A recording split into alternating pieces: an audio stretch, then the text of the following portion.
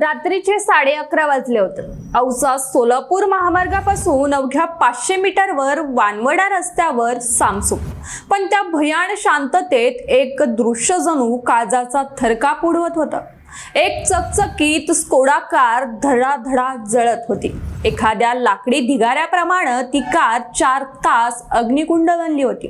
शेकडो अंश सेल्सिअसच्या त्या आगीत फक्त लोखंड वितळत नव्हतं, तर त्या आत होती एका माणसाची राख आणि एक क्रूर कहाणी। कारच्या काचा फुटला, रंग जळालेला, आतील सीट जळाल्या, पण जेव्हा अग्निशमक दलानं आग विझवली आणि पोलिसांनी आत पाहिलं तेव्हा जे दृश्य दिसलं ते एका भयंकर कटाची साक्ष देत होतं। नेमकं हे प्रकरण काय हेच जाणून घेऊया सविस्तर या व्हिडिओच्या माध्यमातून। नमस्कार, मी प्रियंका आणि आपण पाहताय पब्लिक कट्टा। रात्रीच्या अंधारात जळालेल्या कारच्या अवशेषांमध्ये एक कोळसा झालेला मानवी देह आढळला होता। तो इतका जळून गेला होता की त्याची ओळख पटवणंही कठीण होतं। पण पोलिसांनी जेव्हा अधिक बारकाईने तपास केला तेव्हा धक्कादायक वास्तव समोर आलं।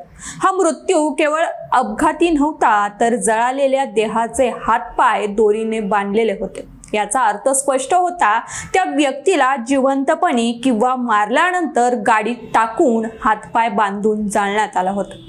लातूर जिल्ह्यात झालेलं हे हत्याकांड केवळ क्रूर नाही, तर माणुसकीला काळिमा फासणार आहे। पोलिसांनी तत्काळ तपास सुरू केला आणि प्राथमिक माहितीनुसार मृतदेहाची ओळख पटवण्यात यश आलं।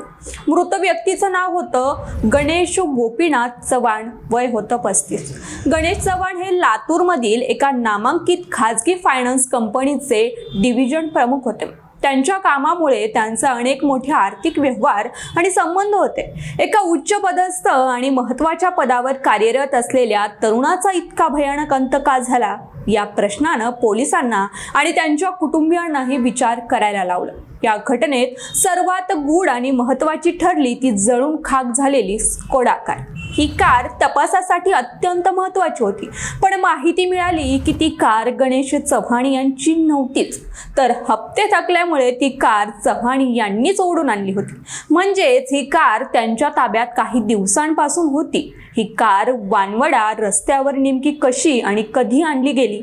ओढून आणलेली कार स्वतःच्या मृत्यूचं साधन कशी बनली, हा एक मोठा प्रश्न आहे। घटनेची क्रूरता पाहता पोलिसांनी हत्येमागील अनेक शक्यता तपासायला सुरुवात केली।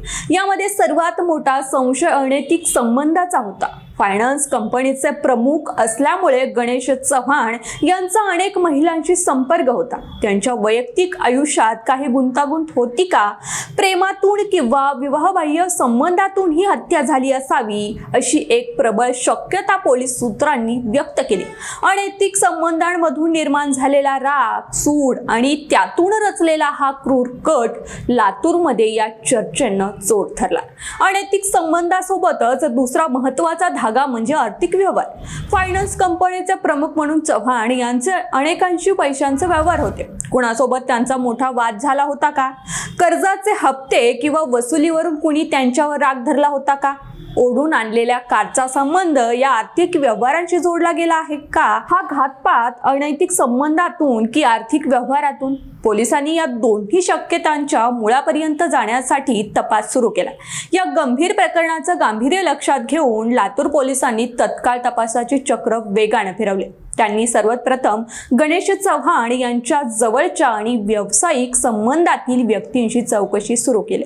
या हत्येची पद्धत पाहता आरोपींनी अत्यंत थंड डोक्यानं आणि नियोजन पद्धतीनं हा गुन्हा केल्याचं स्पष्ट होतंय। एखाद्या व्यक्तीला हातपाय बांधून जळत्या कारमध्ये टाकणं हे सुडाच्या टोकाचं प्रतीक आहे। गणेश चव्हाण यांच्यावर आरोपींचा राग इतका अनावर झाला होता की त्यांनी केवळ मारायचं नाही, तर त्यांनी ओळखही पुसून टाकायची होती, म्हणून त्यांनी संपूर्ण कार आणि देह जळून खाक होईल याची काळजी घेतली होती। या प्रकरणाचा तपास करणं हे पोलिसांसमोर एक मोठं आव्हान आहे। मृतदेह इतका जळलेला असल्यानं अनेक महत्त्वाचे पुरावे नष्ट झाले आहेत। तरी पोलीस कारच्या चेसिस नंबर आणि इतर तांत्रिक पुराव्यांवरून तपास करत आहेत. तसेच ताब्यात घेतलेल्या संशयितांची कसून चौकशी करून गणेश चव्हाण यांच्या कॉल डिटेल्स, बँक व्यवहार आणि त्यांच्या खासगी आयुष्याची माहिती गोळा करून ते या गुन्ह्याच्या मुळापर्यंत जाण्याचा प्रयत्न करतात.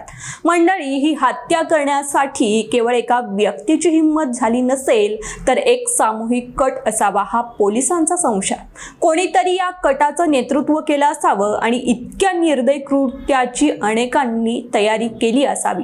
पोलिसांना आता या मास्टर माइंडचा शोध घ्यायचा आहे, ज्यानं एका तरुणाचा इतका भयानक अंत घडवला. मंडळी, जळालेला देह आणि जळालेली कार यामुळे या प्रकरणाच्या तपासात फॉरेन्सिक सायन्स महत्त्वाचं खूप आहे. फॉरेन्सिक टीमनं घटनास्थळावरून आवश्यक नमुने गोळा केले आहेत. जळालेल्या हाडांची तपासणी, कारमध्ये वापरलेल्या ज्वलनिश पदार्थांची माहिती आणि इतर रासायनिक तपासणी यातून या हत्येचे अनेक गुपित उलगडण्याची शक्यता आहे. DNA चाचणीच्या माध्यमातून मृतदेहाची ओळख अधिकृतपणे निश्चित केली जाईल. एका क्षुल्लक अनैतिक संबंधाच्या संशयावरून किंवा आर्थिक वादातून एका तरुणाला हातपाय बांधून गाडीत जाळणं हे समाजातील विकृत मानसिकतेचं दर्शन घडवतं.